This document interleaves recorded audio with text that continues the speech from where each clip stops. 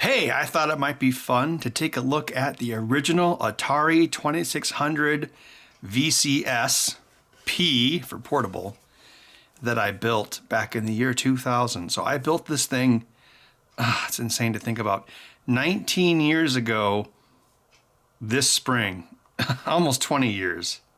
But MGC is coming up doing the Midwest Gaming Classic, so it kind of reminded me that it might be cool to do a retrospective on this.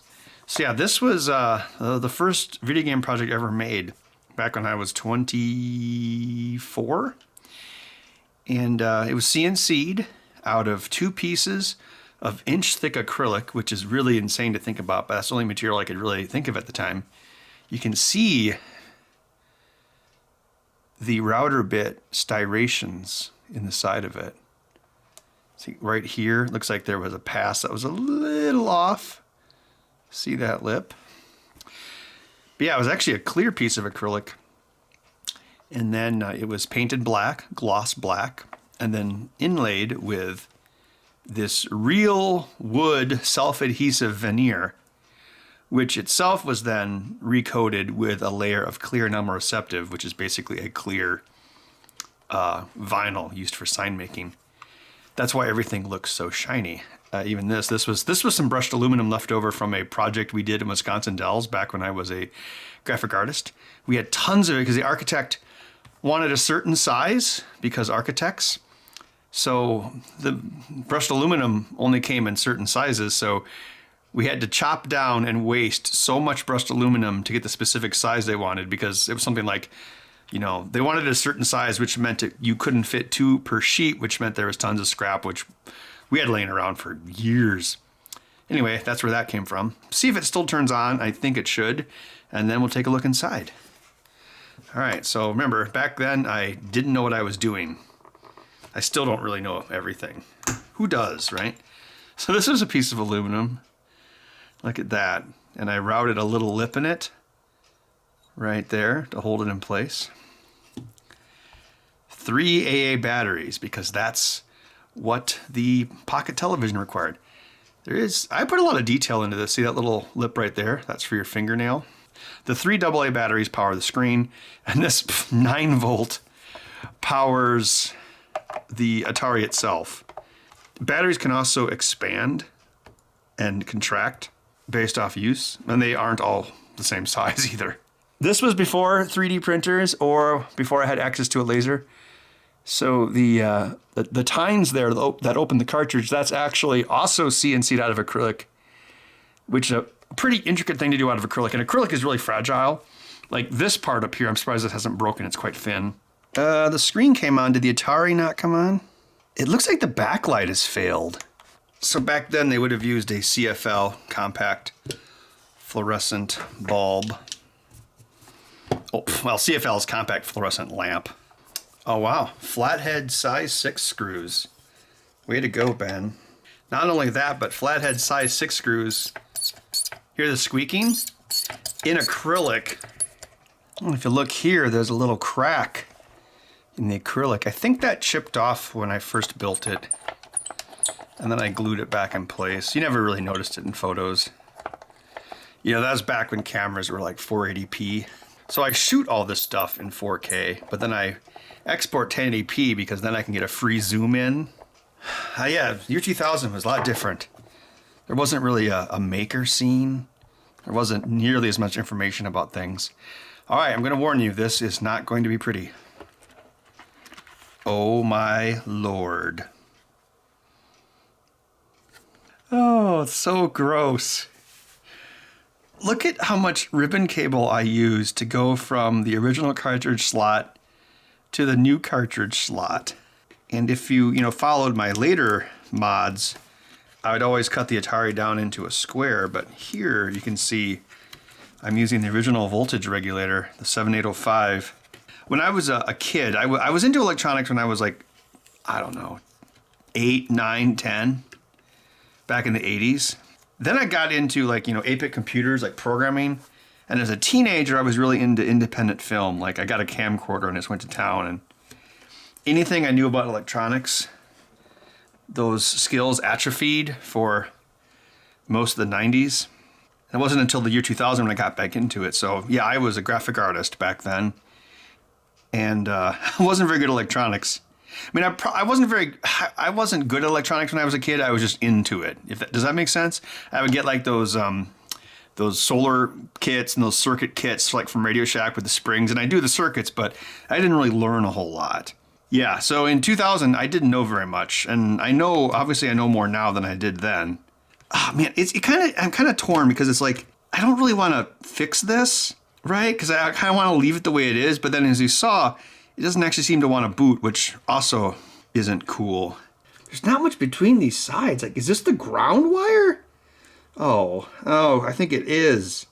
Oh, that's right, because I had the original power jack as well, so you could plug in the original Atari power supply.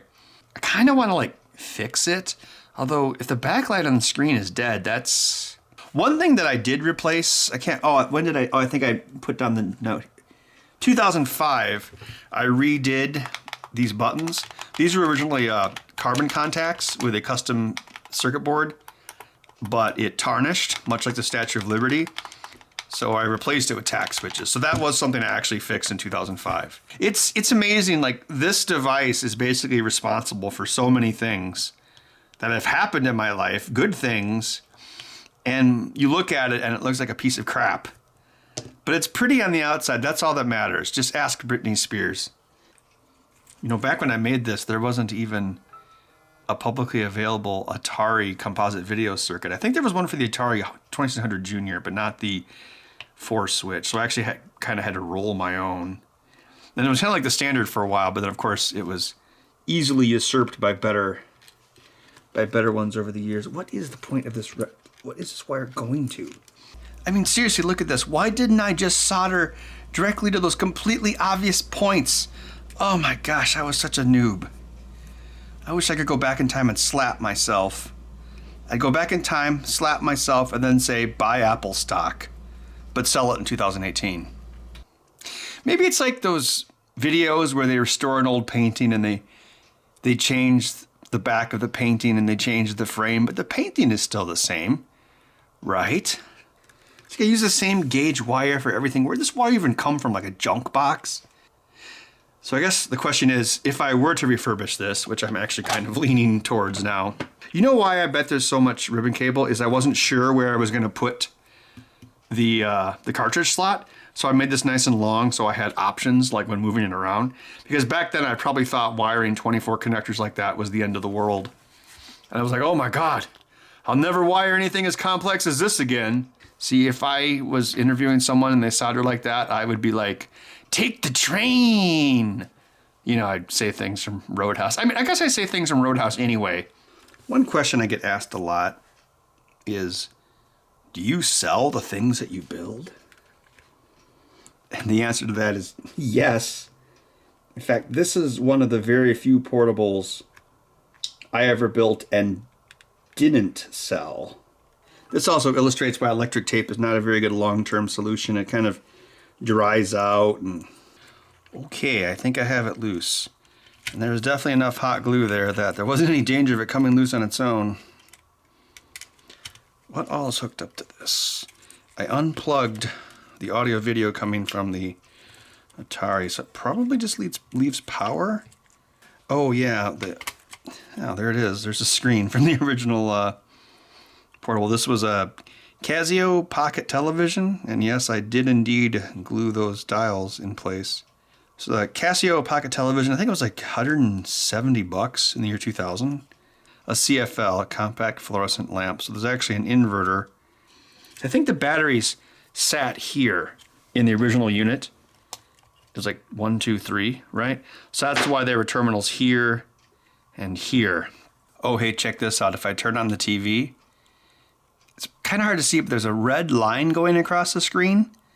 That was the tuner.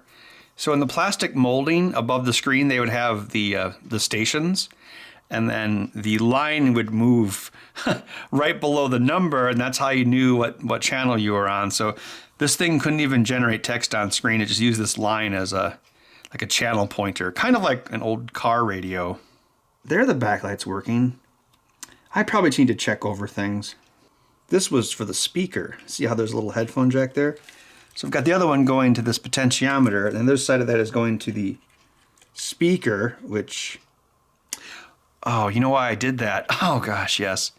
Because this... Oh, that's awful. Because this is the brightness and the volume control, right?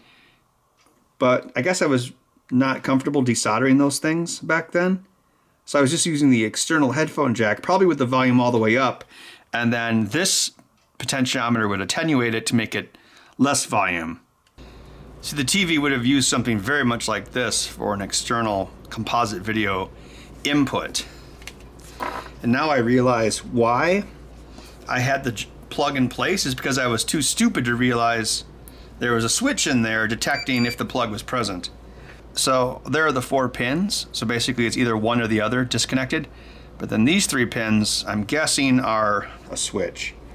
Gee, if only I knew that when I was young and stupid. Now I'm just stupid. Okay, so the outer pins are the ones that are active when the plug is in place. So what it's probably doing is interrupting a pass-through. Let's see about taking apart this screen. I know you've been in there for many years. You know, I probably didn't even take apart this section of the screen back in the day. I know on later portable builds I did. Now there's not much to it. Basically you got power going to the inverter right here. Then you've got probably, oh, that's for the buttons, which we don't actually need. And then the data going to the screen. This one still has the tuner installed. I could probably actually remove that and save some power. Oh, it looks like it had an external antenna port too. I'm just gonna go in and reflow these connections. Everything inside this unit is so shiny.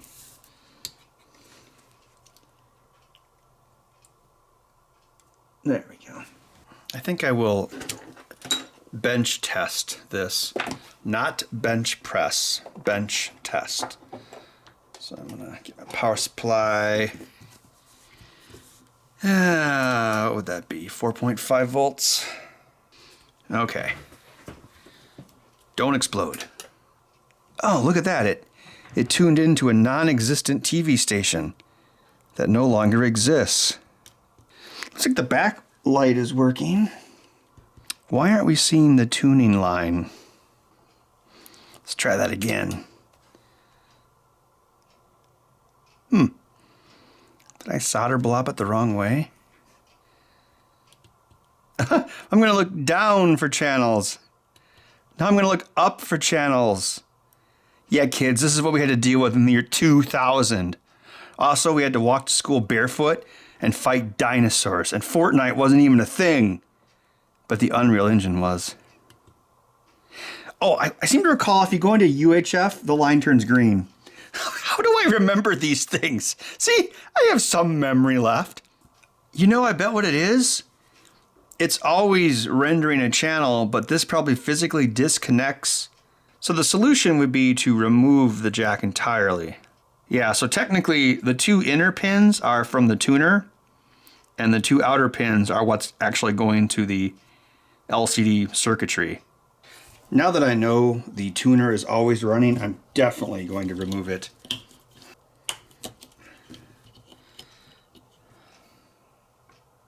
Oh my gosh, there it is on eBay! Casio EV550. Only $15? The reason I want to look at photos of it online is so I can figure out which knob is the volume. Whoa! My updates have turned it into a Sega Genesis! Oh, is this actually the volume control, not the brightness control? Why would that be? That doesn't make any sense. Why would you put the brightness control further away from the screen? Oh, FFS. They did put the brightness control at the bottom.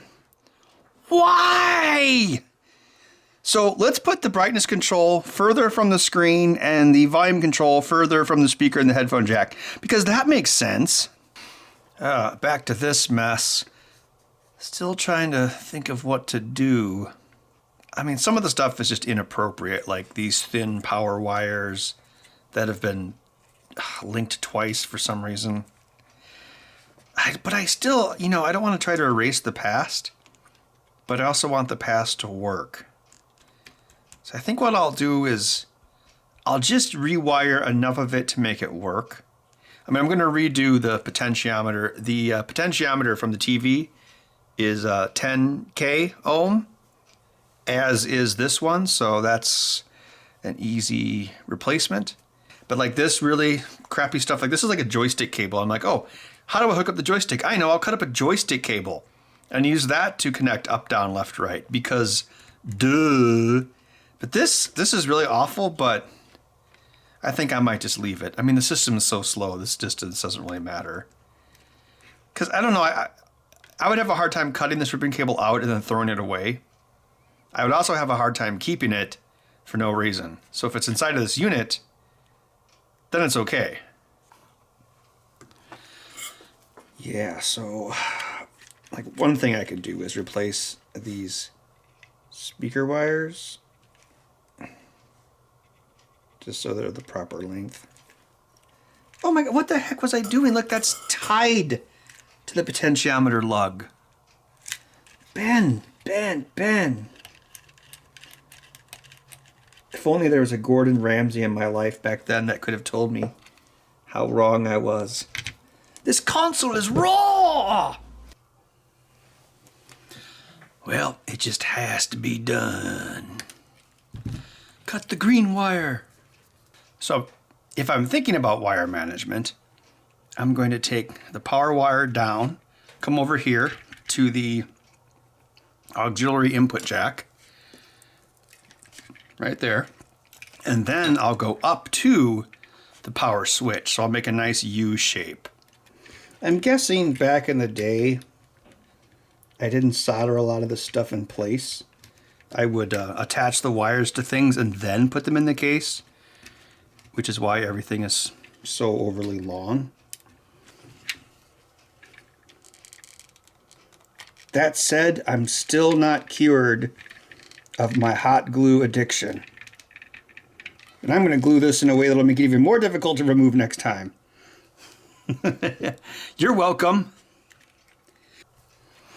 You know, it's kind of coincidental, not ironic, coincidental, is that I seem to have misplaced my smaller heat shrink tubing kit probably when I moved. So I may actually have to use electric tape once again on this. So I'm going to use black for ground, obviously. And then I'm going to use yellow. Yellow is the 12 volt DC color. I'm going to use it here.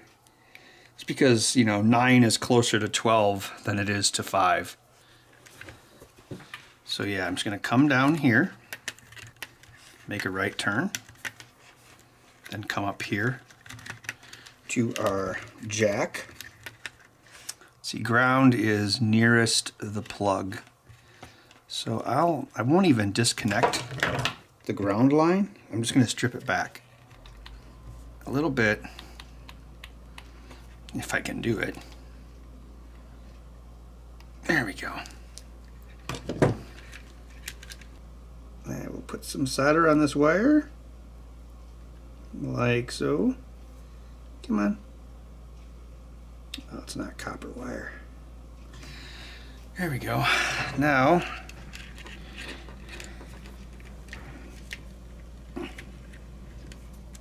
I will attach it right to the plug.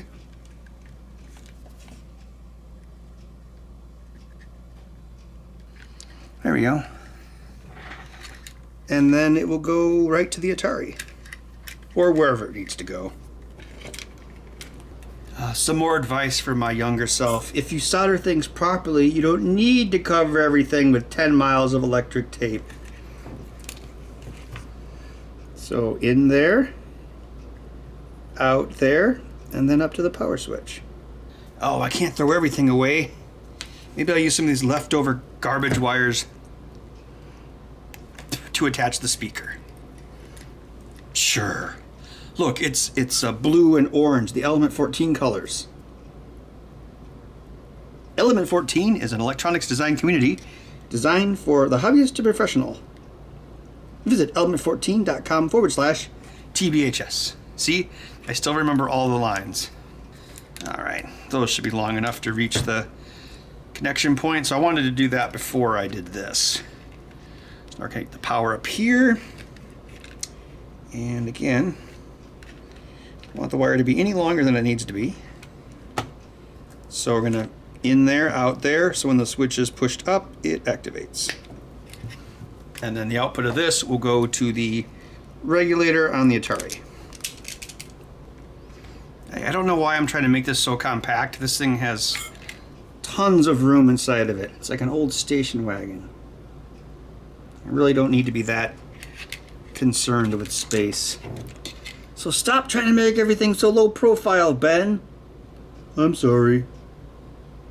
There we go. So that will go to the Atari side. Oh yeah, kind of like the pin side. Cool, I think we're almost to the point where we can reinstall the TV. Actually, I think we are. I'm gonna go ahead and get the potentiometer wired up while there's still, you know, adequate space before I put the TV back in. Not the LCD screen, the TV. It's actually a TV. You know, there's actually some history way before this with me and portable video game consoles. When I was, it was in high school, and of course I was like a dork. I was like in band and choir, because I actually have a pretty good singing voice, fun fact. But one of the trips, I don't know which one it was, but we were taking a long bus trip someplace for one of those classes, and I brought along a pocket TV and a Sega Genesis, and we ran enough batteries, and we played it on the bus. So we were playing like Streets of Rage and stuff like that. Yeah, so I was fiddling around with this stuff, you know, many years before I actually ever built this thing. So it was always kind of in my blood. And much like this, Sega Genesis only runs about 45 minutes off of a 9-volt, because I didn't know what I was doing. I didn't understand current or any of that stuff back then. Okay, let's put the TV back in. Can't remember if there's actually anything that actually tells it where to go besides this one little screw. Well, speaking of battery life, like, yeah, this thing, the TV will go for like 2 or 3 hours on the batteries, but the Atari dies after about an hour, I think. So one of the reasons I like to be so self-deprecating about this sort of thing, it's not just because of insecurity. It's because, you know, I like people to realize and think, hey, you know, Ben was really terrible at this stuff once, and then he got somewhat better. I could do better. You know, it's about inspiring people to not think that it's magic and to give things a shot. All right, so I'm going to hook up the potentiometer to where it used to be. There are 4 holes for it versus 3 here, but I think one of them's just an extra ground, so I'm just going to hook up the tap and the 2 sides, and it should work just as the original one did because they're both 10K ohm. Yeah, so this one's an extra ground. So what it's probably doing is probably coming in here, going out there, and then ground is there. So we think about our plug. So if we turn it all the way to the left, that should be the ground. So we're going to attach the counterclockwise direction of our potentiometer to ground and then hook the other ones up just like that. I think doing this potentiometer the right way is actually going to improve the audio of the system quite a bit. Back in the early days of me like selling these things, like 2001, that era, because I actually built and sold a lot of, well, not this model, but the subsequent models. Anyway, a big issue was not really removing the volume controls, but putting them someplace else and then wiring them up. And I always wish there, you know, I was waiting for like laser cutters to be a thing, because my idea was like put a gear between the edge of the case and the thumb wheel, so you could turn it that way, or you know, you could just have a sub PCB. Apparently, I have fixed these AA battery tabs in place just by dumping copious amounts of solder on it, which means I have to be careful. If I melt the solder too much, it may come loose. I need to attach this to the ground here.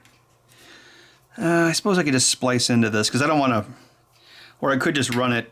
Well, I have to run it to the TV first, but yeah, I think I'll just run it to the TV and then to the Atari. That's probably fine. The Atari 2600 VCSp. The project that launched 1,000 ships. Just think, what would the Ben Heck show have been without this? Probably the Jerry Ellsworth show. Would Spooky Pinball have ever gotten off the ground? Who knows? Oh, I know. I just have to wish that I'd never built this, and then a magical angel or a animated spring will pop up and show me exactly what would happen. Oh, Ben! Max Olmsted's cat died because he never worked for the Ben Heck show. No, that can't be. Gosh is a perfectly healthy cat. Max couldn't afford his medicine and Gus died. Obviously, had Max never worked for the Ben Heck show, he would have never been able to keep his cat alive. As if he couldn't have just had another job. It does kind of make you think, though. Why, I hope I never see another spring as long as I live. So, you don't like springs, huh? Yeah. This audio-video part probably should be rewired. So I think I'm actually going to remove the Atari circuit board so I can get at that.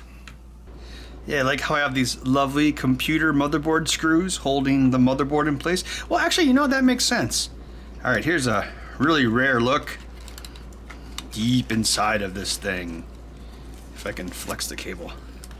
See? Look at all the router lines. It's like we used 1/8" bit on this.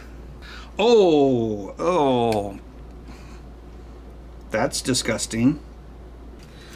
Alright, so I basically just want to get the audio, video, and ground off of this, and then I was going to put this back in. Yeah, oh yeah, because you can see here's the TIA luminance pins coming over here. So this is apparently my circuit. You know what? I don't care how it worked back then. I just know that it did, so I'm just going to attach new wires to it and let it go. Remember, kids, whenever you think that your soldering is bad, just remember, Ben Heck used to solder like this. Only a few connections left to go. Let's get the grounds over to the Atari. I'm pretty much going to attach them anywhere. Same thing, I'm going to come down here with this yellow wire. Forgot my colors there for a second. Just come over to the positive side of the capacitor and tie it off there. This system was only 20 years old when I built this originally. Now it's much older. All right, so that just leaves the audio and video connections. I mean, no matter what we do, it's going to look better than it did. Let's see, I think this was video down here, so that's audio. All right.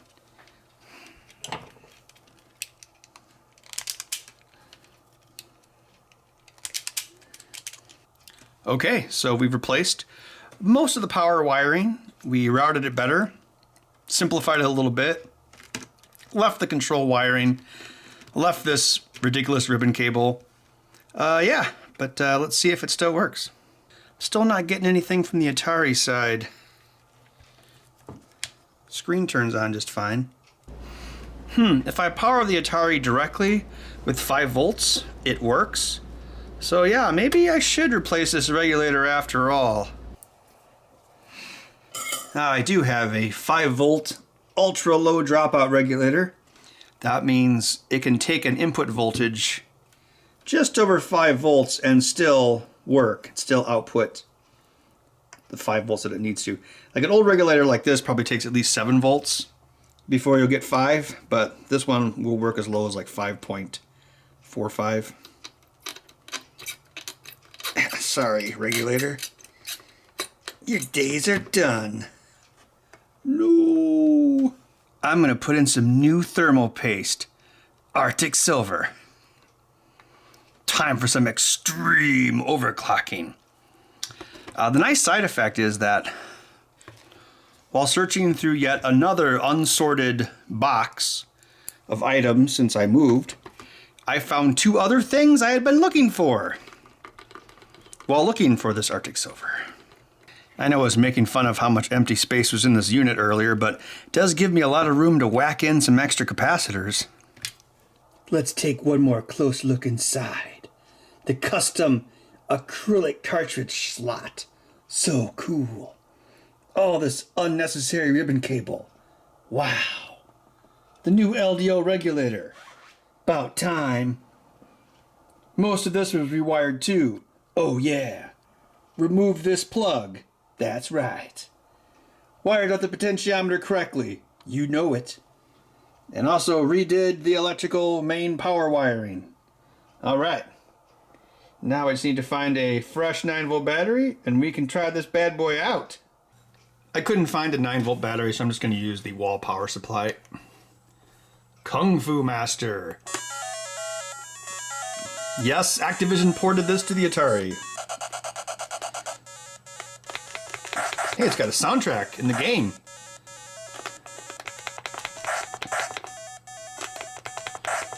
Oh, it's like the Attack of the Clones. I hate sand. Oh, I'm dead. This game has really good music and graphics, but doesn't play very well.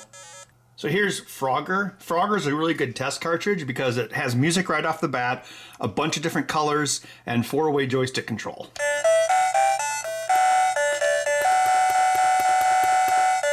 That's my DJ scratch mix.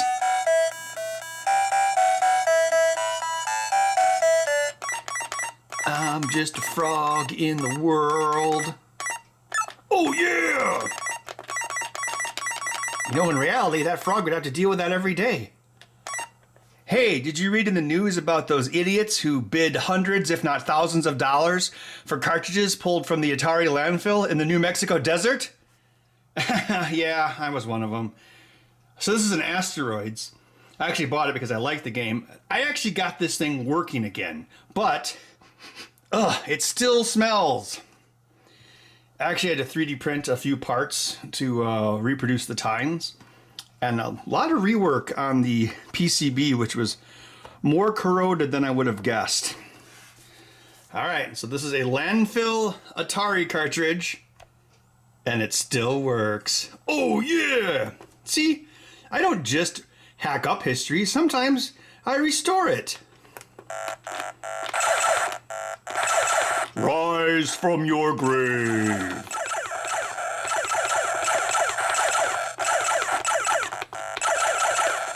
This cartridge thought it was trapped in a tomb of garbage for all eternity. It thought wrong. I'm not doing very good.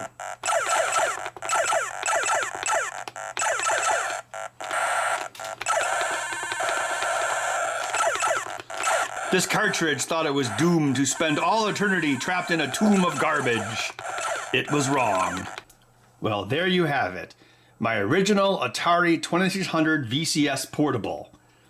Refurbished and still working after nearly 20 years. And it can also play cartridges that smell like dumps. Awesome!